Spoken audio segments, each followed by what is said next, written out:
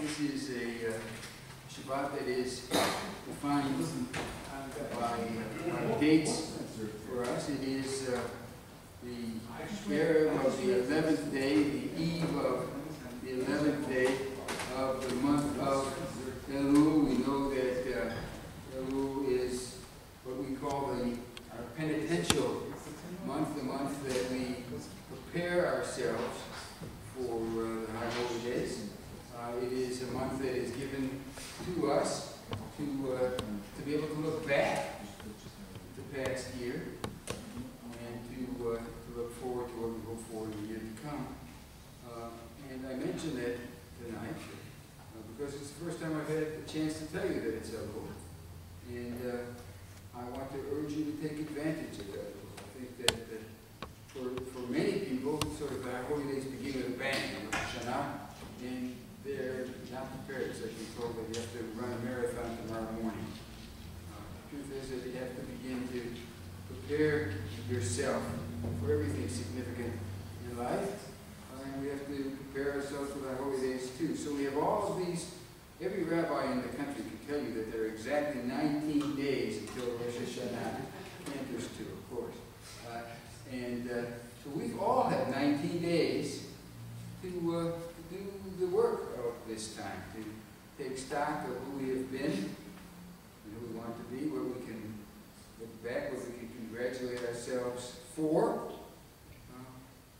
But also, discover the times when we could have been better, done things differently, figure out what we can do to do things differently, better in the coming years.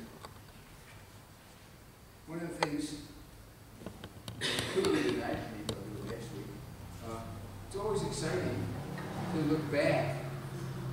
It's always exciting to look back at the events of the past year, how the world has changed, how our lives have changed since last Rosh Hashanah, what we've gained, what we've lost, and how our world has changed since last Rosh Hashanah. We still have 19 days to do that. Because there's another date as well, of course. This is the beginning of the orbit of September 11th. It's 10 years. Isn't that amazing? That it's been 10 years since then. It does feel emotionally as vivid, doesn't it? As yesterday. It is one of those amazing, incredible events. Even though the media is going to be filled with September 11th, it doesn't mean that it is nothing bad about the media. It doesn't mean that it is not without significance for us, and it is, I think, worth reflecting. So I want to invite us all to do a little bit of sharing. I'd ask you to talk about, if you feel like it, what memories you have of September 10 years ago. I'll tell you a beautiful memory that happened almost accidentally. I don't remember if it was a Tuesday or a Thursday, but I have class at 11 o'clock on Tuesday and Thursday. And about 11:15, I wasn't teaching the class. I put the TV on and everybody was watching. And maybe half an hour into the class, my secretary came in. And a note from the dean saying, please pull this girl out and send her up to us because her father was in Widows on the World. And they never found his DNA.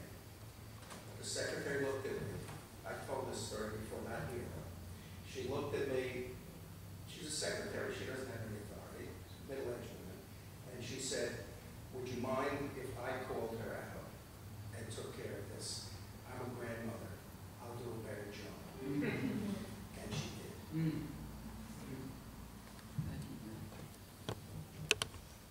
Anyone else have memories that they want to share?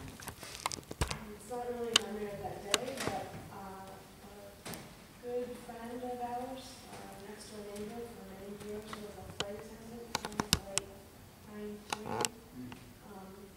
She was filling in for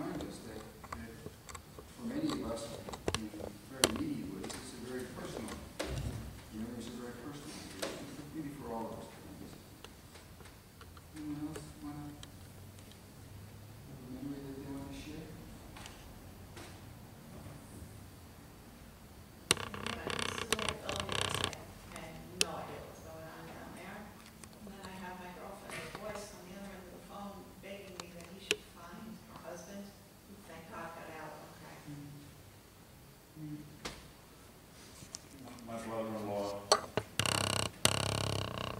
survived, only because he ended up leaving his office and going to a meeting in World Financial building next door.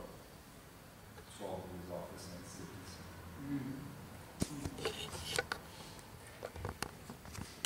I suspect that for those of us who did not have that kind of immediate connection, events of that day still felt very immediate and personal and seared themselves into our memory, sure. Remembering that the husband of the mayor of Poughkeepsie at that time, he was killed. Yeah, yeah. I mean, I had people that came, I had clients that disappeared that day, and I had a lot of people that worked downtown, and there was this one man, and I always think about him because when they read the names, his son always reads his name. Now he does, because he's one of the first names. His last name is Aaron, Jack Aaron. And he got married very late in life, and they took him about 5 or 6 years to adopt. And the adoption was final, like about 2 weeks before September 11th. So his wife, I remember, was Filipino, so it took him a long time to adopt her in the States. So the little boy really never got to know his wife. And he just, he'd gotten forced to retire from the telephone company, and he was so happy, he got a job with Cantor Fitzgerald. So, and then today, Elizabeth and I were reading on the way over about the Cantor Fitzgerald gentleman, the one that was the head of the company, who never missed a day of work, and it was his son's first day of kindergarten. So he missed that day of work, and 630 some odd number of his people died, including his brother and his sister-in-law. He talks in there about he felt bad because he would always, if he liked somebody, he would then hire their brother or their sister. So in turn, it brought great tragedy to people who got multiple deaths in those families. And then Liz was saying what she saw on TV, and I remember the story. He had pledged to pay salaries for many years and health insurance for 10 years. And he couldn't keep up with it because his company got decimated. So even though he had paid out many millions of dollars to people, more than he was required to do, he still got great criticism for not doing enough. And he says, and there's an article today in today's Post about him, and he just, it's every day trying to take care of you. Take care of it. Let's ask ourselves,